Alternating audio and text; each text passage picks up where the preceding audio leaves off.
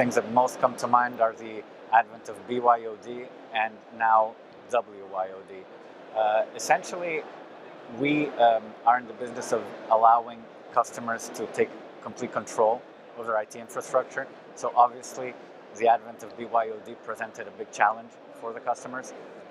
What we believe is necessary is for them to have policies in place by which they can identify these types of devices, be it BYOD existing today or upcoming more and more WYOD, so as to permit allowances of access to these devices.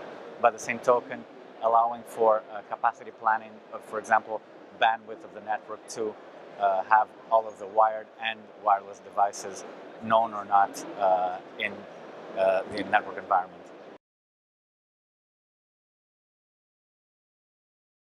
The two that most come to mind, of course, are the security, the access of data or of information by these types of devices within the framework of the network. And on the other token, also the productivity or efficiency of the organization as a whole, as more and more bandwidth is consumed by these additional devices.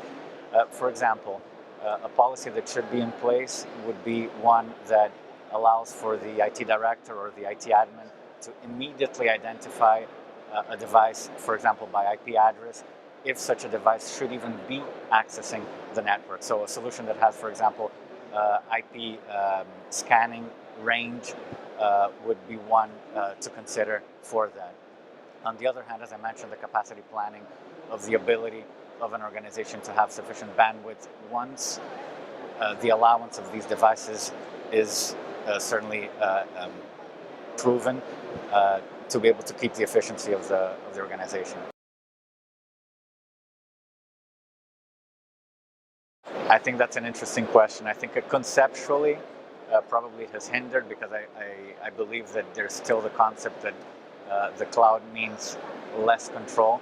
However, factually, I believe that probably no change in terms of security issues has happened, most likely.